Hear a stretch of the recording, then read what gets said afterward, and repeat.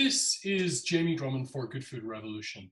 I am today speaking with none other than Yiannis Paraskevopoulos, who is joining us. Close. All right, I'll let you know. I'll let you pronounce it. I've always been terrible with Greek surnames. Jamie, I love the way that you do pronounce it. Nevertheless, well, yeah, my surname is Paraskevopoulos. There you go. That's what I said. You think? That's what you said. Who is joining us all the way from Athens, Greece. Now we were just talking about you having two wineries, but you're in Athens right now. So you have a winery in Santorini and also in Nemea. This is correct. Yes. Now the crux of today's interview is how the COVID-19 pandemic has impacted you at Gaia. Well, at Gaia, we had, first of all, to reduce activity dramatically. Right. 60% of our staff had to take a leave for this period, for those practically 45 days. And now they start to come back.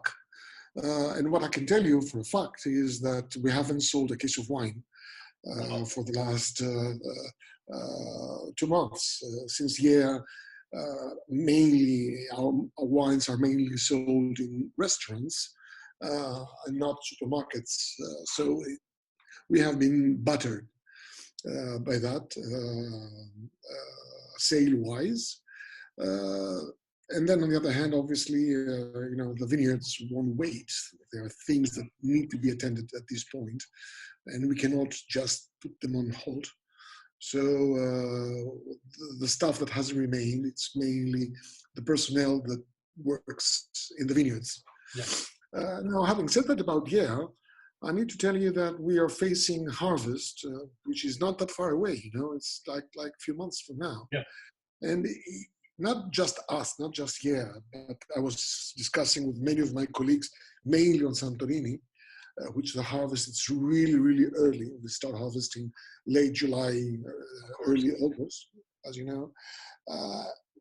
It's quite possible that we will be going to harvest having probably 70% of our tank capacity occupied by the previous vintage. Oh wow! Okay, and so how are you going to deal with that? Thank you so much. I was hoping to you for an answer. Seriously? Well, on one hand, we are lucky in the sense that Assyrtiko is so resilient and wines age so beautifully that having stock of a previous vintage isn't the worst thing that can happen to you. Really, the more we learn about Assyrtiko, the more we appreciate aged vintages. Yes. Yeah. So yeah, probably we will bottle, embrace the cost of that, and then age our wines, or even produce bigger amounts, bigger quantities of Vinsanto. In any case, our Vinsanto stocks were dropping very low, and Vinsanto being the sweet wine that it is, you can age that forever. Yes. So on the Assyrtiko front, yeah, things will be, in a way, they will be handled. And let's be honest, Santorini, it is our biggest selling name in Greek wine industry, and we know that even if there are enough grapes, the 2020 vintage, you have all the interest of building up stocks, since you never know how 21 or 22 or the future will evolve. 2019 and 18, but specifically 19, has been disastrous in terms of abundance of the vineyards, and the yield was so low. It was like stupid. I'm drinking some of your wine right now. Actually, I thought I'd. Oh my God! Well, these guys are funny. So you were just mentioning your wife is a virologist. what's her take on the way that, well, your take and her take on the way that your government has dealt with the pandemic? Because as far as I'm aware, Greece has one of the lowest casualty rates in all of Europe.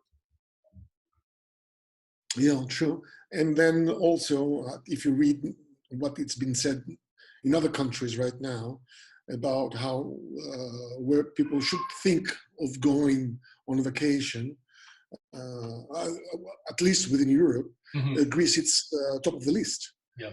Yes, as I told you, we have less than 15 casualties per million, Wow. which is really nothing. Yeah. And our government jumped in so rapidly that we were, in a sense, puzzled. I was wondering. I mean, the university where I teach was shut down 10th of March. Right. And I was saying, isn't that a bit over the top? Don't they exaggerate? Mm-hmm. Turned out that they didn't. And everything was quite strict. And then, strangely enough, Greeks, which aren't known for their, we don't really take orders very. Yes, yeah. Yeah, we kind of have a kind of rogue attitude and a bit of maverick attitude also. Yes. For a reason, they just went by the book. Really? Okay. So it wasn't just the government, it was also the reaction of the public. It wasn't fear, it was, okay, specialists say that we should be doing that, and it's what we will do. So people took it seriously? Yes. Good. How severe was that lockdown? Oh, in the beginning, it was absolute. You didn't even have if you wanted to go out for a stroll, just for take your dog out on a leash, you had to send an email to the government, receive a reply that you were authorized, and then you had the right to go out for 1 hour. Right. So even at this point, I mean, going out just to take your walk for a leak, you had and everything was for instance, at one point, I tried to go to Santorini for the needs of my business. Yes. I wasn't allowed. So yes, now the thing is that as the weather improves dramatically, we had this heat wave. It even reached 40 degrees Celsius for May, even for Greece. It's never seen before, ever.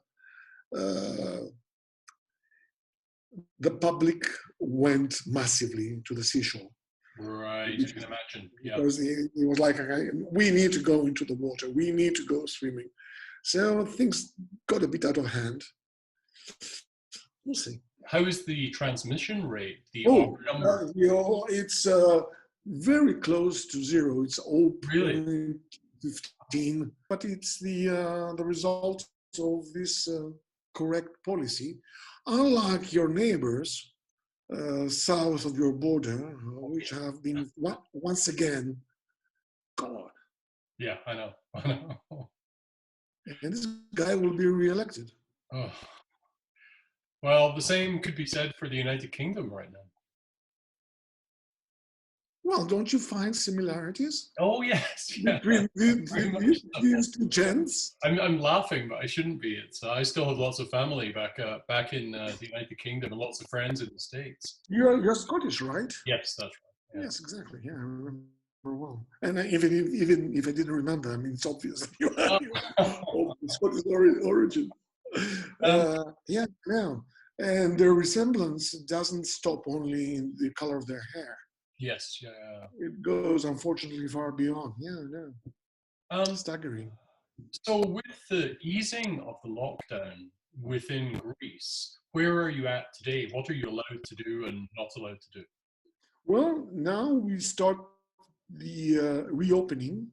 Mm-hmm. For instance, today it was the first day, just today, that even larger businesses like malls and shopping malls right.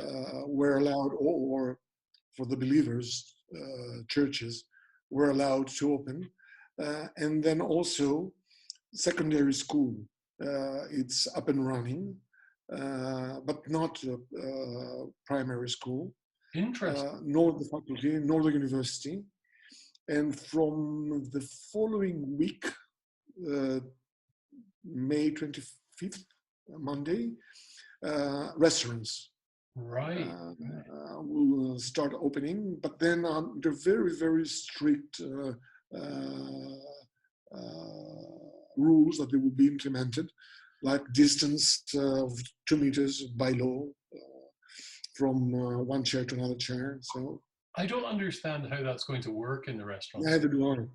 because we both know how business plans work in restaurants, and it's every square meter is utilized to the extreme to make the business work. And if you're cutting back your covers in one night by, I don't know, by half, by three quarters, who knows? I mean, bear in mind that in Greece, restaurants basically function only at dinner. There isn't lunch, it's dinner, and always very late, which means it's very rare to see Greeks going to dinner before 9-ish, Right. which means that there's only one sitting. So only one sitting, only dinner. I don't know how they will manage. And as I do tell you, 30% of our GDP, it's linked to restaurants, Wow. the food industry. And I'm not talking about suppliers. No, I mean the restaurant business. It's huge. It's huge. It's one of the most booming industry of the country. I don't know. We'll Now, see. tourism is a huge sector in Greece, right? Huge. We live out of tourism. Yeah. So how does that work when your country has been on such a severe lockdown, but then you may have people traveling from outside that lockdown situation as your All right. tourists? Today they've announced that the following week they will release the very exact specifications of how that will work. So at this point, I can't really tell you. What I can tell you though is that, for instance, expensive villas where you will be basically with your own crowd, it doesn't present a real danger because you won't be adventuring and interacting with others. Right. So you will be like your own party, your family, for instance, which we hope you are right now, in a different location. That seems that will function well. Also, what's big in Greece, it's sailing. Sailing boats, catamarans, which we call them floating villas. Yet again, you are out on the open seas with your own party. Yes. Yeah, so that also seems that will function well. It's more a question of how do you get here? Airliners, what kind of connection will exist then? And then asking even Greeks, all right, would you like to have visitors coming from Spain, for instance? I said yes, but it's funny. In Spain, they've just released something very, very interesting. It is a survey that they did. It seems, according to Spaniards, that 5% of their active population has been basically contaminated by a virus. Yep. 5% means something close to 300,000 people. Okay. 300, it's very far from the known number of people that got sick. Right. Which means that basically what Bojo was saying, it's not that far from reality, although the way that it was implemented was horrible. It seems that finally people do get virus, but without being ill. Asymptomatic. Yeah. So that's on the positive side. It seems that we are building up a good resistance, provide that the virus doesn't mutate to a direction that we cannot foresee. Yes. And this is the big danger with viruses. They mutate in directions that it could be for the best or the worst. And looking at this lockdown and its impact upon the Greek economy, where are things today? Well, you have to bear in mind that Greece was coming out of a very, very severe meltdown, economic meltdown, that went on for 10 years. And Greeks have probably also the fact that they implemented all those measurements so precisely and they were so, they obeyed in a way Yes, what yeah. they could be also linked with what they've suffered those 10 years. This calamity, it's nothing compared to what we went through. Right, right, all right. So I tend to believe that if it stops now, and if we don't have a second and a third wave, we, at the end of the day, we will be okay. If we face a second wave, I'm not sure that our economy will hold the, will be able to survive. Now, more specifically, Greeks were forced to create a pillow, an economic pillow, which was substantial. Our reserves at this point, it's like 35 billion euros, which for the size of our economy is substantial. Right. So that will act as a buffer. And then also, I need to say that again, because of this government, this new government that we have, they were very also fast in reorganizing the state and create services that they didn't exist. And mainly remote services through the web, through internet. Yes. Something that in your society, in your countries, you think as given, right. And you use it for all those many years, but in our case, it wasn't. So this is the positive you may aftermath of this condition, that we see that within, like, it's funny to admit, but within 2 months, our state and the way that the government functions, the central government, in relation to Greeks, has changed dramatically in a much, much better direction. Right. We feel as if we live in a much more modern and efficient country than 2 months ago. I have to ask, and excuse my ignorance here, after 10 years of austerity, what kind of shape was your healthcare system in?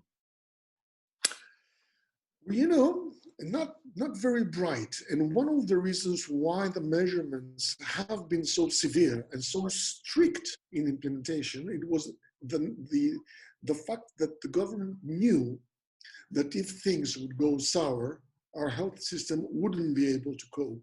Right, right. That they knew. It was a fact.